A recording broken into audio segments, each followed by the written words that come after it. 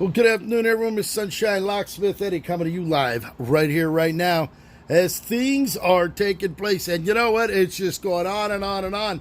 Fort Lauderdale, Miami, West Palm, Lake Worth, Palm Beach today. We got a lot going on. Everybody needs locks. Everybody needs secured up between the condos, between the bank buildings, and some of my specialty stores that I take care of, along with my real estate clients needing locks changed. Well, guess what? Well, today we got a special treat for you today.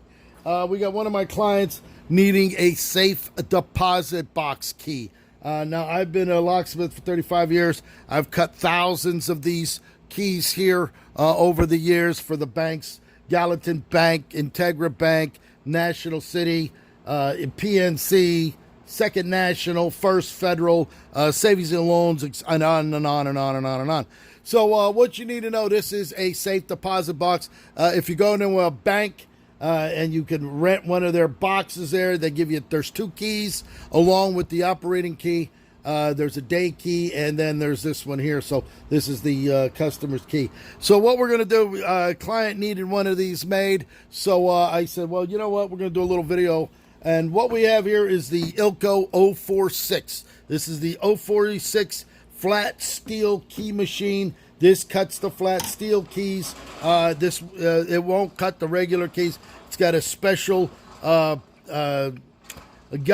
and a special steel cutter that cuts the flat steel keys. You couldn't use the other machine. It would actually grind up the cutter on the blanks that you'd be using, because those only do nickel-plated brass or solid brass. So this is for the flat steel key, so that's why you need this particular machine.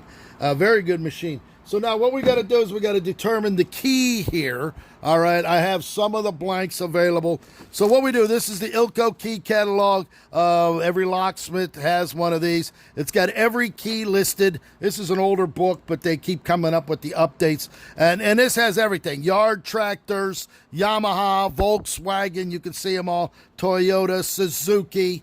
You come over here to your house, Hayworth, Hudson, Ilco keys. These are all key blanks that I actually have. Illinois blanks, imports, and stuff like that. So we're going to go all the way back. This is the International Center for the European Theater. These are the keys that are used overseas, Australia. Most people don't even think about it, but there's the ASA. ASA's got a lot of them overseas. The ASA Abloys, Sea Soul, stuff like that. Cole Hershey, that's a regular key that you use for a tractor, and on and on and on. Here's your DOM keys. DOM has several specialty keyways that you would need the blank in order to make the key. So, but we're going to continue going all the way through this, and we're going to come back here to the safe deposit box keys, which are, these are the lookalikes. And then we're going to go right here to say deposit box. Now, I'm only doing this because I already know this book inside out, like the back of my hand. This is the key right here. There's no name on a key. It could be anything. It could be a Diebold, Lithebure, Herring Holland, Marvin, a York, anything like that. All right, so if you're going to just go by the head of the key, all right, let's go by the head of the key. There's also the numbers here. These numbers, the thickness and the width. So the thickness on this particular key is 55,000. The width is 375,000. We're going to take this key. We're going to use our micrometer. We're going to go ahead and put it in there. And this key is 50 thousandths. It's right at 50 thousandths. That's the thickness of the key. It's very important you have that, because if you get a thicker blank, it's not going to fit into the lock. We're going to go this way. And by going this way, we're talking about 312 thousandths. 312 thousandths. You can see that. That's how wide the key is, okay? So now what we're going to do, we got 50 thousandths and 312 thousandths. By looking at this key right here, you can see this one looks, but it doesn't have this on it, okay? We're going to go back here to the next page. We can go through the Ilcos, Ilco Caba. These aren't going to fit. All right, this has a specialty groove in it. That's not going to work. Ilco over here.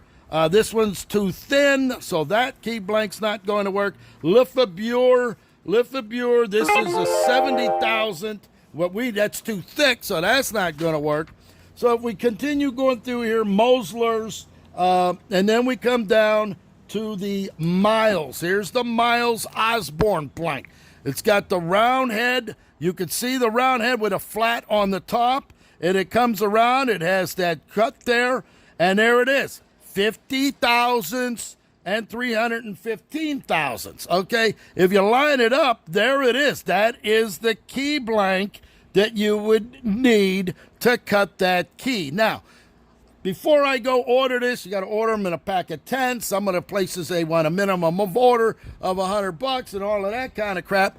Well, you know what, Mr. Sunshine, we don't have time for that. Okay, I got to get this key made today. I need it now. It's not a very popular key for the bank institution that's down here. Obviously, they're using Miles Osborne locks to go with their safe deposit box keys. So what we're going to do is I had a blank. All right, we have a blank. It's got a different head, but you can see it is very close to what we need. So if the blank is a little bit bigger, that's okay because we can always shave it down. Most important thing now, we're going to set this aside. Most important thing now is to check the thickness of this blank. If we put that blank in there, there it is, 50 thousandths. That works perfect because now we have the right thickness. We go over this way, we are at 373 thousandths. So it's actually wider than the key that we're using because the key blank that we need of the key, operating key, is all the way down here, which is perfect because we can always cut the key down. So what we're going to do right now, we're going to show you how to cut that key. We're going to take that key right here. We're going to move this over here. There you go. We're going to go ahead and slide that key right into there. We're going to tighten it down. We're going to use a narrow sided device. This has 4-way, the wide, the narrow, the standard, and the X. All right, we're going to go ahead and slide that key in there. We're going to go ahead and line it up. We're going to line it up tip to tip so that we have it done, okay? And to do that, we're going to do it so that we're right here on the shoulder, not to the tip, because the tip is going to be cut down just like that, okay? So now we have a lined up here, lined up here. We flip that up. We turn on the machine. We're now going to go ahead and cut the tip down as such, just like that. So now our tip here and here are identical. Now, this is higher, so what we're going to do now, we're going to go ahead and we're going to cut that key down.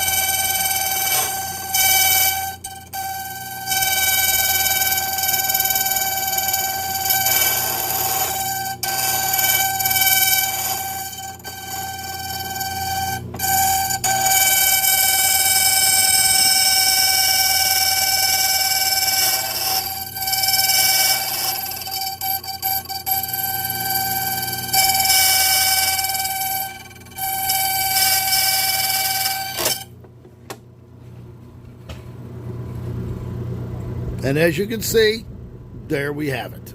We got to straighten it out. It flat. Got a little bit on the end there, cutting the shoulder down. But there is your operating key. It's not going to have the same head as the key that we have. We're then going to take it on our little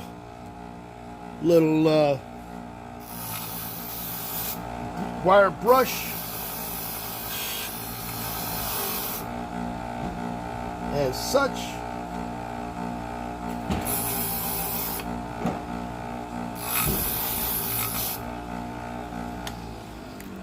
take this one out,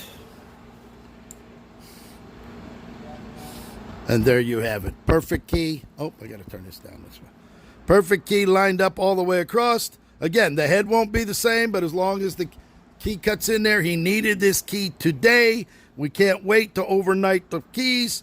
And for what it would cost for the overnight UPS, you're going to be spending more money just in shipping than what the key is worth. So there it is. That's how you make a operating key just there, just like that. So there it is. Mr. Sunshine Locksmith Eddy, right there, right now in sunny South Florida. Thank you for watching.